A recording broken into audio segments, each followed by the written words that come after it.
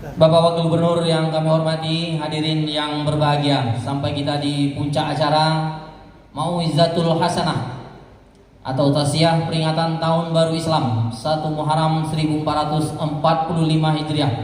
Sekaligus kita mohonkan nanti untuk memimpin doa kepada Al-Ustaz Dr. Haji Saidul Amin MA, disilakan.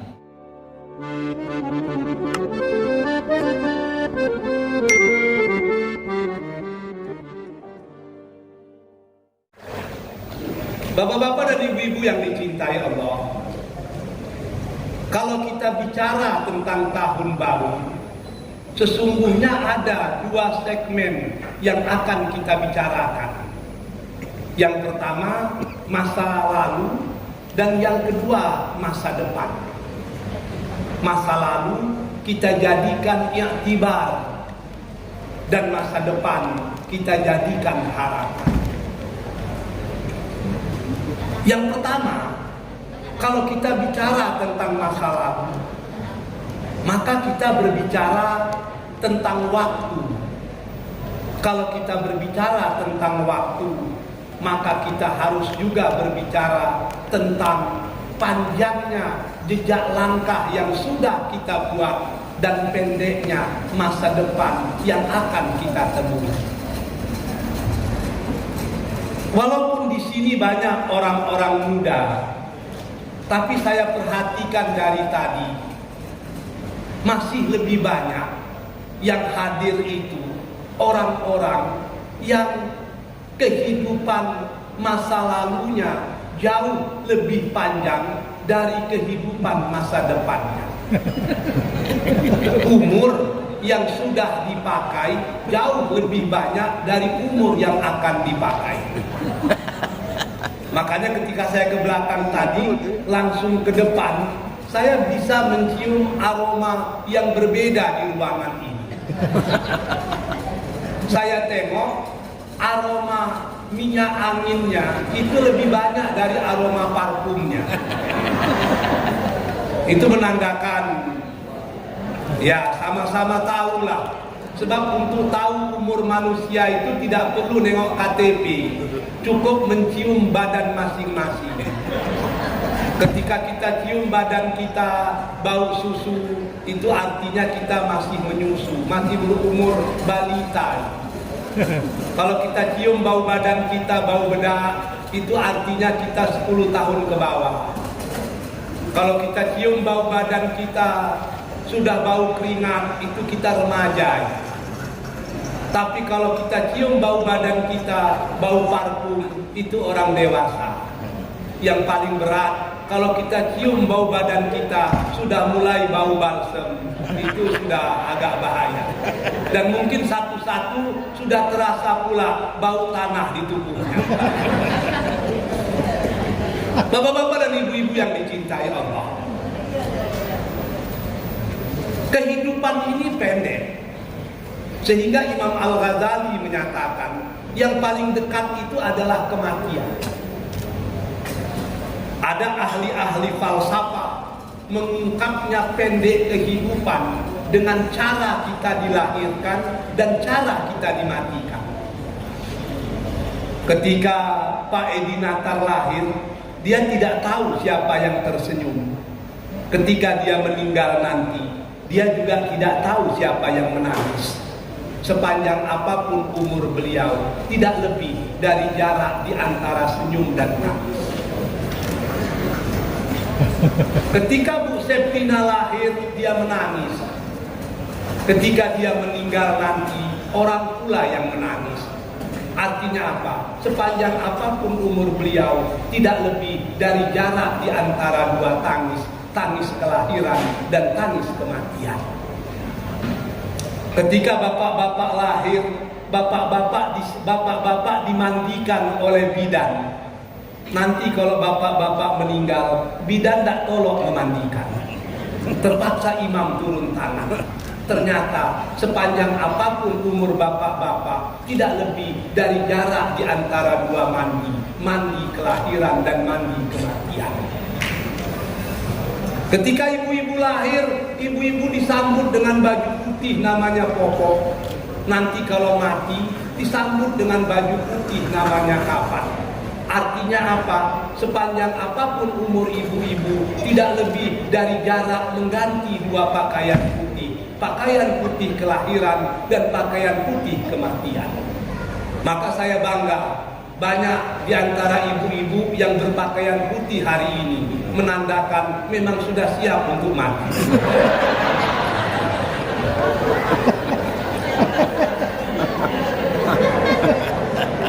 Saya selama jadi rektor ini seringkali menemui peristiwa yang peristiwa itu menyadarkan betapa pendeknya hidup kita. Pernah suatu hari seorang pengurus Muhammadiyah dari Kuantan Singingi datang ke kantor saya membawa proposal membangun sekolah tahfiz di Kalumbuak seberang kantor. Dia datang pas hari Jumat. Karena orang jauh, tentu saya berbahasa basi. Kita sholat dulu, siap saya khutbah, nanti kita makan siang, baru kita diskusi tentang proposal. Khutbah, makan siang, diskusi tentang proposal. Kenapa Bapak beri dengan saya? Saya minta tolong betul dengan Ustaz. Menurut saya Ustaz yang bisa membantu membuat sekolah tahfiz ini di Kuantan sini. Saya mengangguk-angguk. Selesai makan apa semua, ditinggalkannya proposal dengan saya. Dia pulang ke Kuantan sini, Teluk Kuantan, saya pun balik ke rumah. Itu hari Jumat. Hari Jumat berikutnya, seminggu kemudian, jam 7 pagi, saya menerima WhatsApp, saya menerima WA, bahwasanya Pak Zul Badri yang memberikan proposal kepada saya itu meninggal dunia. Lama saya termenung itu. Jumat yang lalu masih makan sama, bercerita, bergurau, dan mengamanahkan proposal agar saya mencarikan dana untuk madrasah itu. Seminggu sudah kembali ke jalan Allah. Akhirnya saya berpikir, kalau bapak-bapak ingin panjang umur, janganlah antar proposal kepada saya. Kalau bapak-bapak antar bahaya. Jadi ternyata hidup dan mati itu sangat pendek, seminggu. Ini ada beberapa orang rektor, saya sampaikan juga lah bahwa kampus kami itu sekarang dibangun dengan uang wakaf. Dengan kepercayaan orang, ada seorang perempuan tua bernama Jomratin, umur 71 tahun, berasal dari Malang, datang ke kantor saya bawa surat tanah. Pak Rektor, betul Pak Rektor mau bangun lokal pustaka dengan wakaf, betul. Ini tanah saya, ada di Jalan Purwodadi, dekat Putri 7, Jalan Putri 7 itu, tidak jauh dari Jalan Subrantas, paling sekitar 200 meter. Jual lah, duitnya bikinkan gedung itu. Saya panggil staf yang ngerti tanah, coba tengok, dicek, ketemu tanahnya lengkap. Minggu berikutnya dia datang dengan anaknya, dengan menantunya, menandatangani surat penyerahan wakaf. Kami hitung-hitung, terkejut saya Profesor Irwan. Tanah itu 1.600 meter, harganya 1 juta per meter. Berarti dia menyumbang 1,6 miliar. Selesai, kebetulan Direktur Bank Rio Kepri ada di ruangan saya minta Pak Andi Buhori menerima surat penyerahan wakaf itu. Habis. Besoknya saya pergi ke Malaysia, MOU ke Thailand, balik lagi ke Malaysia.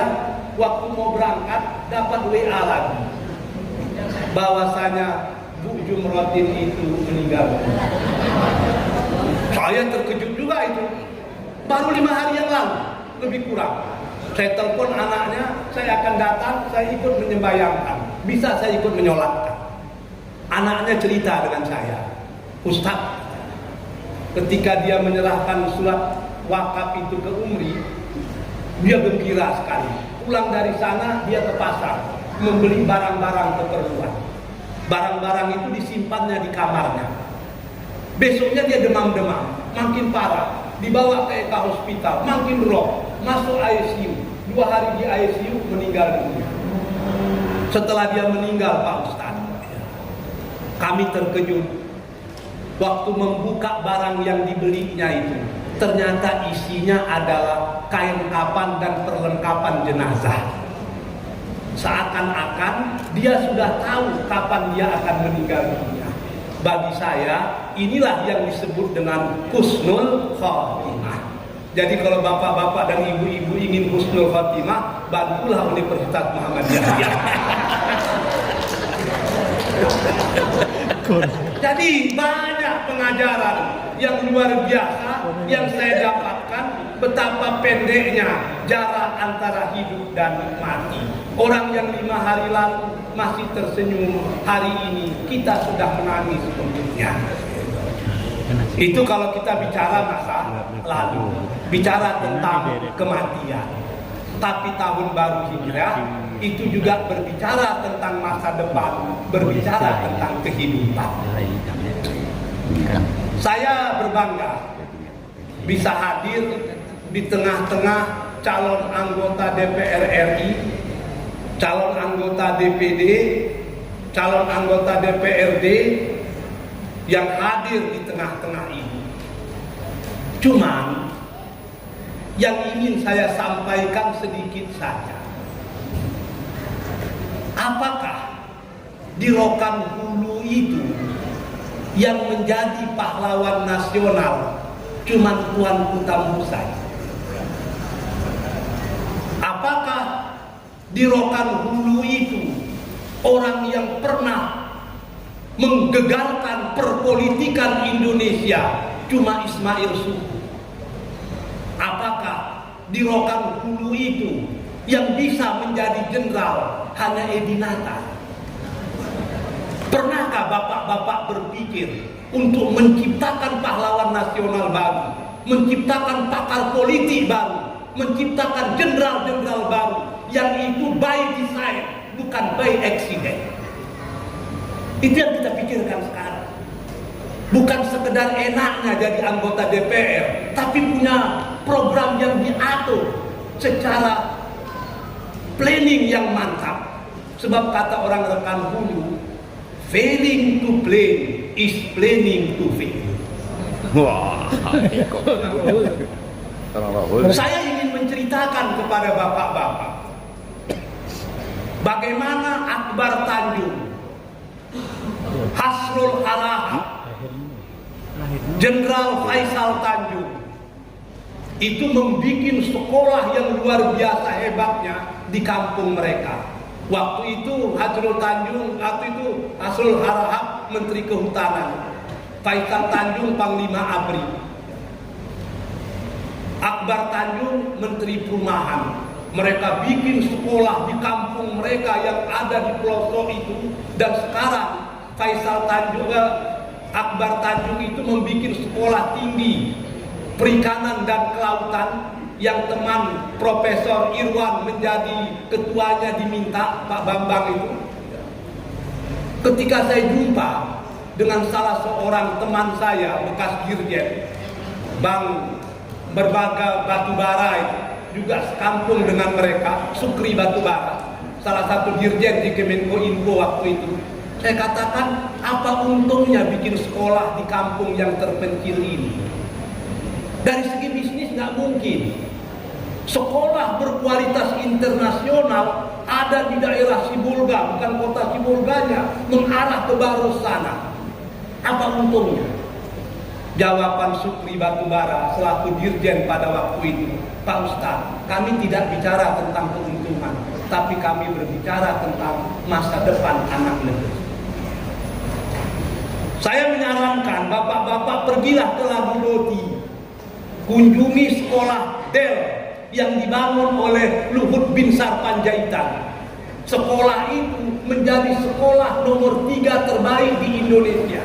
tempatnya di tempat paling miskin, bukan di Medan, bukan di Banige, bukan di Tarutung, tapi di Labu Boti, tempat yang paling miskin dan terpencil. Di situ ada sekolah bertaraf internasional. Anak-anak yang tamat di situ sudah disiapkan. Mana yang ke Akpol, mana yang ke Akabri, mana yang ke luar negeri, dan bahasa pengantarnya Inggris dan Jerman. Siapa kita yang berpikir seperti itu? Atau kita masih bercerita tentang masa lalu Rokan Hulu yang hebat, tapi melupakan masa depan yang justru lebih jauh menantang.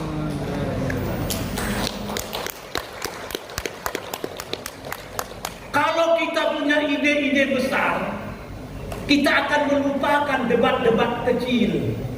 Tapi kalau kita tidak punya ide besar, masalah periuk nasi orang pun kita diskusikan.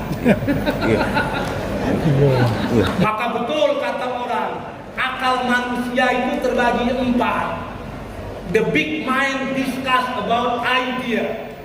Orang yang punya otak besar, dia selalu berpikir tentang ide-ide cemerlang. The average mind just discuss about event. Otaknya yang sederhana itu berbicara tentang peristiwa-peristiwa. The small mind just discuss about people. Orang yang otaknya kecil hanya berpikir tentang manusia. Gosip, berbicara tentang orang. Dan yang paling bahaya, the very small mind just discuss about himself. Orang yang otaknya sangat kecil itu hanya berpikir tentang dirinya sendiri. Saya menggunakan bahasa Inggris bukan karena saya tahu Profesor Irwan bisa bahasa Inggris, bukan. Tapi agar Profesor Irwan tahu kalau saya sudah bisa bahasa Inggris. Jadi, bapak-bapak dan ibu-ibu yang dicintai Allah, masa depan Rokan Hulu seperti yang dikatakan Pak Wagub, seperti yang dikatakan Pak Ahmad, ketua tadi, itu tergantung tangan bapak-bapak. Kalau bapak-bapak hanya mikir diri sendiri, berarti otak kita sangat kecil. Kalau hanya ribut berbicara tentang orang, itu juga masih kecil. Berpikirlah tentang konsep, tentang ide-ide, bagaimana Rokan Hulu itu menjadi segenggam tanah surga yang hadir di bumi. Saya rasa itu sajalah yang bisa saya sampaikan. Marilah kita tutup pertemuan yang sangat indah ini dengan sama-sama berdoa kepada Allah Azza wa Jalla. Al-Fatihah.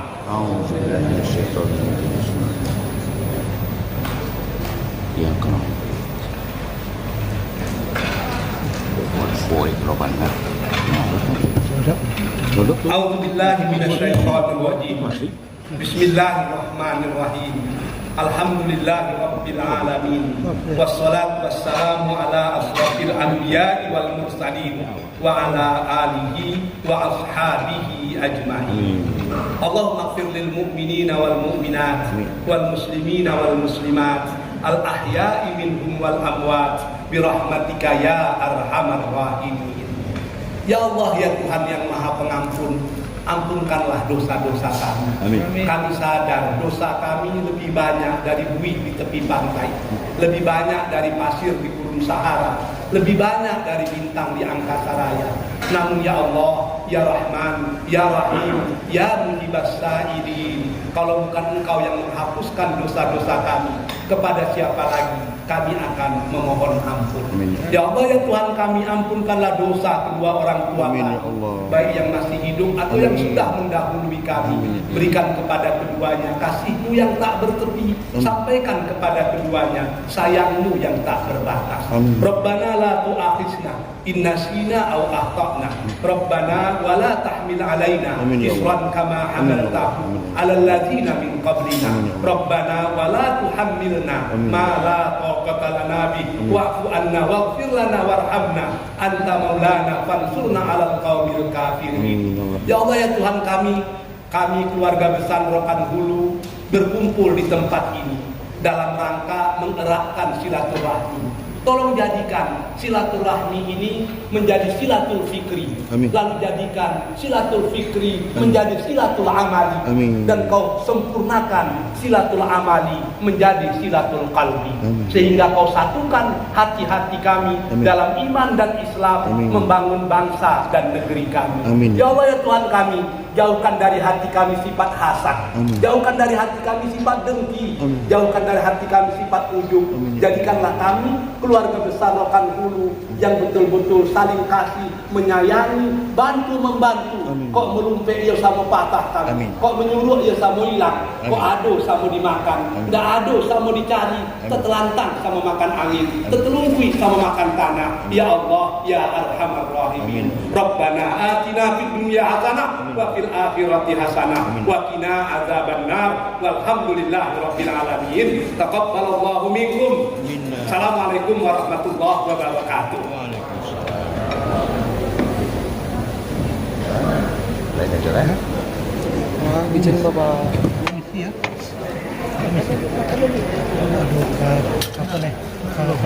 Terima kasih kepada Ustaz Dr. Haji Saidul Amin MA yang telah menyampaikan tausiahnya dalam majelis yang mulia ini.